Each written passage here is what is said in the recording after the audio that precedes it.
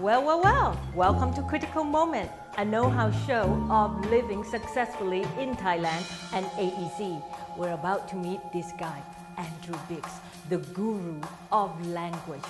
Wonder, what will be his critical moment?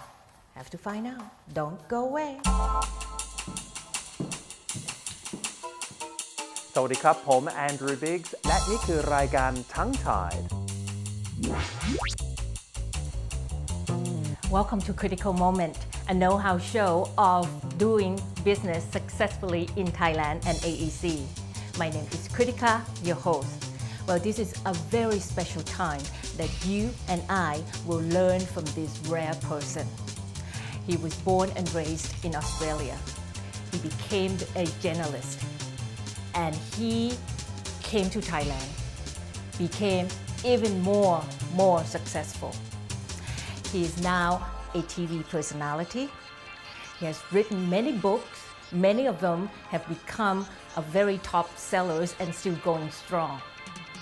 Well, he has earned bachelor degree from a Thai university in Thai language.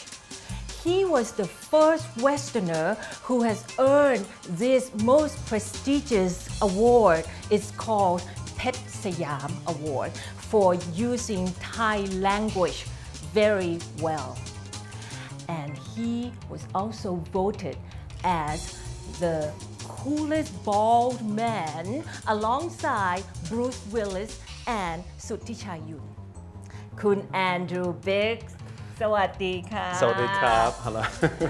Well, thank you for joining me in Critical Moment. Thank you. The last part was the best. I love that. Yeah, a lot of research. The cool bald man. How on earth did they detect you on that?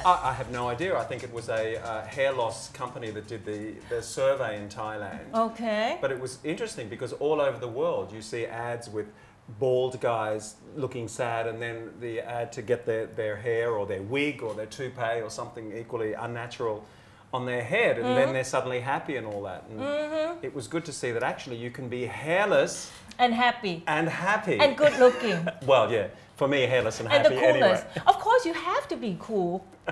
Without hair it makes you cooler, right? It does. It makes you cool in so many ways. That's right. Well, how did you achieve all this and many more?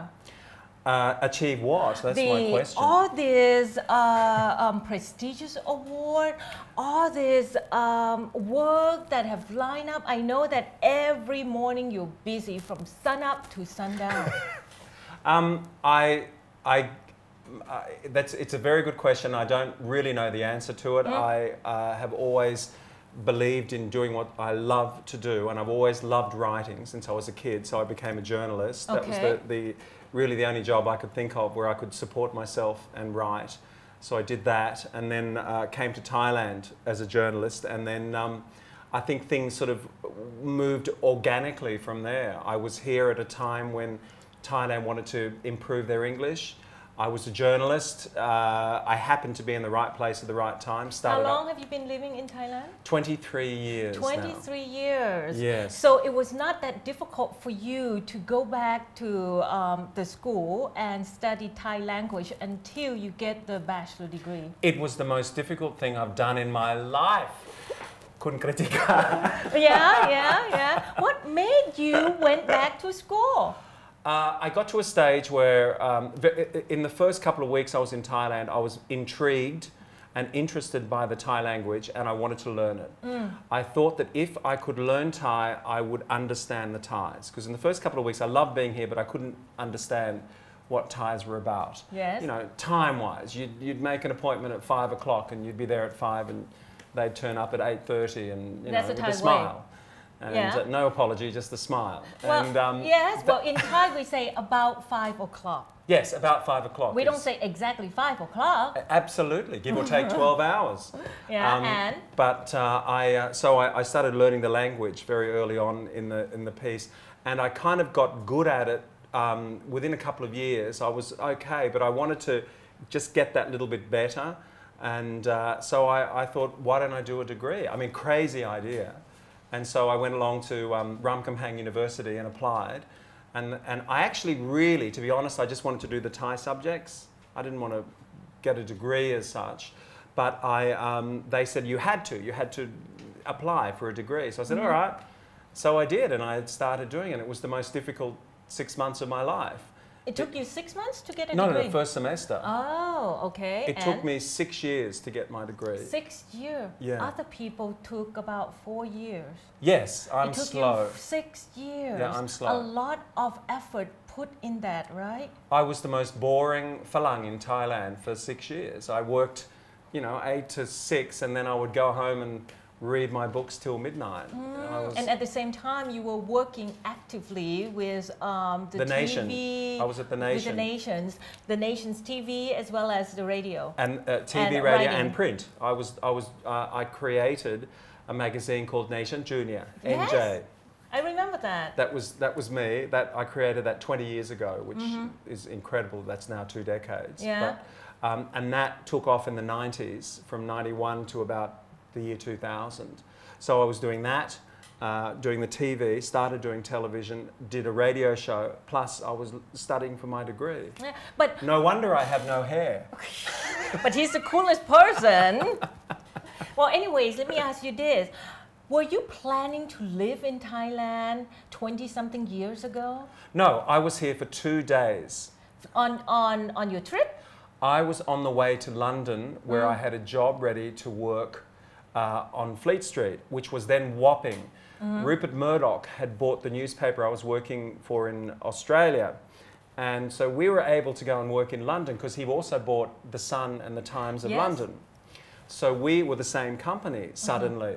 So we Australian journalists could go to London to work. Kind of like a network. Yeah. Network media. Plus also Australia, because we used to be a part of the English, the culture and the Commonwealth and all that. It's natural for us to want to go to London to work for a while. So I decided I'd do that. I decided I'd go for 2 years. On your way here, you stay for 2 days and going to London. Did you ever made it to London? No, yes and no. So you went to London, you came back to Thailand. What I did was I tried to find the cheapest ticket possible, because journalists, like they are all over the world, in Australia then, we weren't paid a lot. So I needed a cheap ticket, and the cheap ticket at the time was Thai Airways. But they forced you to stop for 2 days in Thailand, in Bangkok. So I did. I was angry that I had to waste 2 days of my trip in Thailand. Wow, we are indebted to TG. We are. Without TG and that arrangement many years ago, we wouldn't have this person in Thailand. You know what? It's true. I would never have come here if I hadn't been forced by Thai Airways to stop for 2 days on a cheap ticket. So you went to London? No, I came here. Yes, and then you went to England? Yes, but I didn't stay for 2 days. My plan was 2. Right. But I got here, and I got here, by the way, on February the 14th, Valentine's Day. And you found love here? I did. I have to admit it. I got here and I thought, this country, this city is completely crazy in a good way. I mean, it's nuts. I mean, first of all, the air, it was so polluted, I could see the air, which I'd never seen before. And you like it, and you like it, right? People, yes, and the people drove like completely mad people, and all that sort of thing. And then the next morning, I went to the Grand Palace. Hey, the opposite of everything you have seen. And I looked at that, and I just thought, this is one of the most incredible things I'd ever seen, and the history of it too. White Australia history goes back 200 or so years. Right. Here's a culture of 1,000 years old. So I picked up a book at lunchtime on the first day, which explained about the ancient cities, Lopburi, Ayutthaya, Sukhothai, right. Chiang Mai. And I said, I have to see those cities. They were so interesting. So you saw those cities in 2 days? No, I postponed. Okay, so you came back. No, I didn't leave.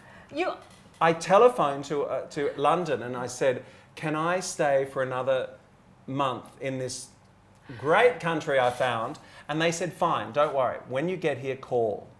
So I extended for 1 month. All right. I telephoned my mother.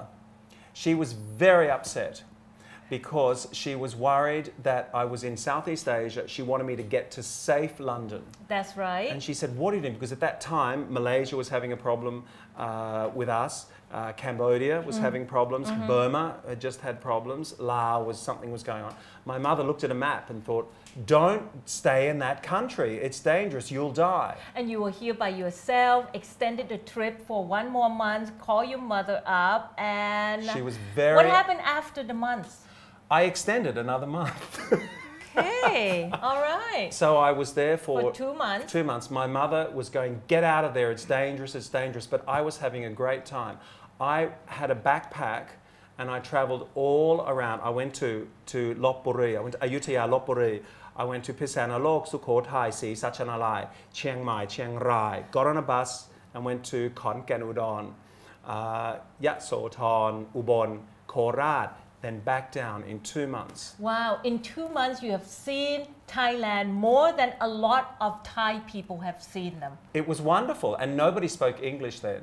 I mean, I was... And how wonderful was it that you were not understood?